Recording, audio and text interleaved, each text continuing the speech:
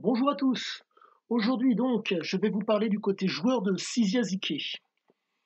Il s'avère que ça soit dans Oro, Parodi ou Sahara, vous avez cette propension, à jouer qui était, que Ziqué est, entre guillemets, c'est un fil conducteur que vous avez dans ces 3 ouvrages. Il faut savoir que, heu, pour ma part, je considère que cela vient entre autres, de son père. Il s'avère que son père légionnaire, donc je souhaitais que son fils soit constamment offensif, qu'il soit à son avantage, qu'il soit offensif, qu'il soit à son désavantage, qu'il soit offensif. Et pour faire un parallèle avec le jeu, parfois vous avez des bonnes cartes, parfois vous avez des mauvaises cartes. Donc, notre Ziqué, en tout cas Ziqué, était un spécialiste, si je puis dire, de la présentation et de la représentation. Donc du jeu, de la parodie. Et c'est l'une des raisons qui fait que le jeu a été extrêmement important pour, en tout cas, était une chose qu'il appréciait énormément. Pour vous remettre en mémoire les propos qu'il tenait au sujet de son père. Dès qu'il a été en âge de courir plus vite que son père, plus personne ne lui a donné d'ordre. Cadre familial, si je puis dire, sécurisant. Mais cadre familial contraignant, avec des interdits. En sortant du cadre familial, les interdits sautaient. En pratiquant donc la seule, si je puis dire, le seul lieu où l'action était envisageable pour un jeune homme, pour le jeune homme qu'il était à l'époque, en France, c'était la marge, donc la voyoucratie. Donc, compte tenu que son père a fait en sorte qu'il réfléchisse par lui-même, en tout cas, il lui a donné des éléments pour pouvoir réfléchir par lui-même, et que le cadre familial sécurisant il ne l'a pas quitté pour, entre guillemets, obéir à quelqu'un de nouveau. Il ne s'en rendait pas compte, mais il réfléchissait par lui-même. Et donc, si vous voulez, quand on n'a pas les moyens de pouvoir, si je puis dire, se débrouiller, il faut les trouver. Donc, bluffer. Donc, être en représentation. Donc, faire en sorte qu'il y ait une parodie. Et force est de constater que cette parodie qu'il percevait de par les gens qui l'environnaient, de par le monde qui l'environnait, entre guillemets, ont fait qu'au niveau de son cortex neurocérébral, il a acquis certaines, si je puis dire, pas certitudes, mais si vous voulez, certaines connaissances, certaines, voire même connexions, qui font qu'il était en mesure de voir les choses. Quand vous êtes à la marge, dans le cas de Ziké, c'était plus connaître qui l'intéressait, pardonnez-moi, savoir que connaître qui l'intéressait, ou comprendre, ou voire même apprendre. Son objectif était toujours d'être indépendant, toujours pouvoir, en tout cas, les premiers temps, ça a été de pouvoir réfléchir par lui-même. Il n'a pu, entre guillemets, réfléchir par lui-même qu'en allant en Argentine chez son grand-père. Chose à savoir, euh, en Argentine, il a côtoyé des escrocs.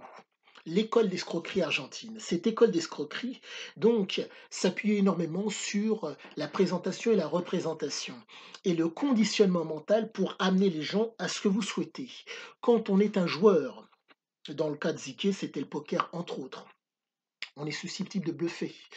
Euh, Ziké dans l'aventure de Euro, pardonnez-moi, je fais pas mal de digressions, mais vous me suivez, je pense. Ziké dans l'aventure de Euro, à un moment donné, se retrouver à bluffer pour pouvoir miser sur les matchs de la Coupe du Monde.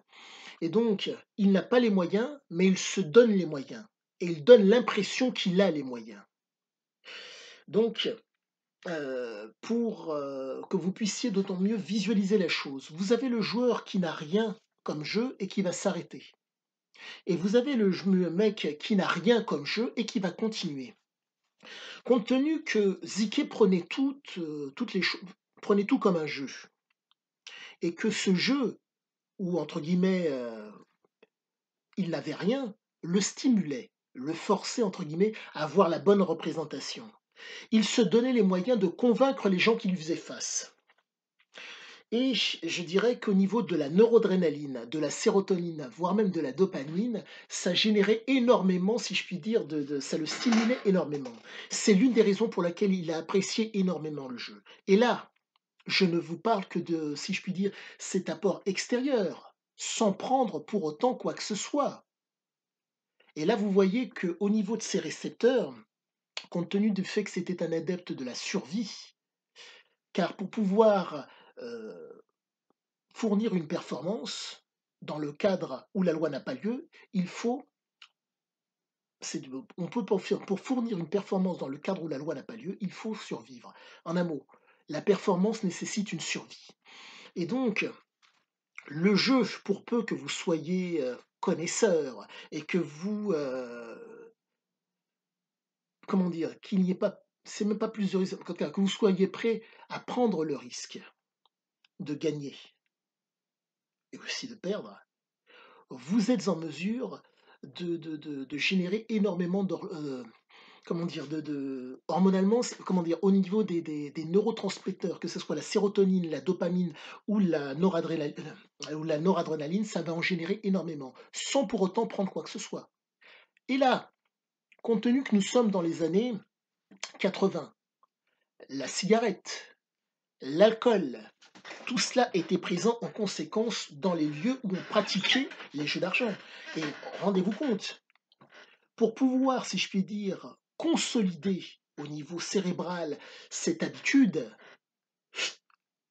augmentation donc des effets dopaminergiques grâce à l'alcool, pardon, grâce à la cigarette, quelle qu'elle soit, que ce soit cigarette dite normale ou cannabis. Augmentation de l'effet dopaminergique avec l'alcool. Donc vous vous retrouvez face à un type qui, compte tenu de son référentiel d'exploiteur, il n'a jamais voulu être un exploité.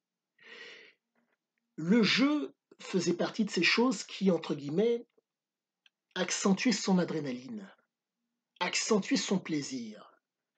D'où ce besoin viscéral, si je puis dire, de jouer, d'être en présentation et représentation, qu'il soit à son avantage ou à son désavantage. Pour vous rappeler, quand il était avec Diane, il avait réussi à perdre l'équivalent de 150 000 dollars au jeu. Macao, Bangkok et Las Vegas, les casinos. Donc c'est pour vous dire que l'implantation, si je puis dire, mentale comment dire, le jeu était viscérable chez lui. Il faut savoir que lorsqu'il a rencontré Diane, il sortait de la forêt amazonienne. Sans le sou. Il a réussi à monter un commerce extrêmement lucratif. De mémoire, je crois que Diane était, oui, natif des Antilles, car son père, Rémi de Hanen, avait réussi, aventurier, soit dit en passant aussi, avait réussi à épouser une riche, entre guillemets, une riche descendante de colons de la, de l'île en question. Et pour en revenir à cela, joueur qui était le père, entre guillemets, de Diane, donc qui a pris des risques conséquents pour pouvoir, entre guillemets, devenir un notable. Et de l'autre côté, vous avez Ziké qui vient dans la vie donc de Diane et qui, bien sûr, quand il sort de la forêt amazonienne, il n'a rien. Mais il se donne les moyens en bluffant, en faisant travailler. Là, pardonnez-moi, il faut vraiment que je prenne cela en compte parce que, comment dire, je vous parlerai ultérieurement de sa perception du travail. Car comprenez que dans le bouquin, à de nombreuses reprises, il dit que le travailleur est un abruti. Ne prenez pas ombrage du propos, car je développerai ultérieurement, j'étudierai en profondeur ces propos pour vous donner des éléments qualitatifs, pour que vous puissiez comprendre la mentalité de Ziké par rapport aux travailleurs. J'en reviens au jeu. Donc, besoin, si je puis dire presque viscéral de jouer.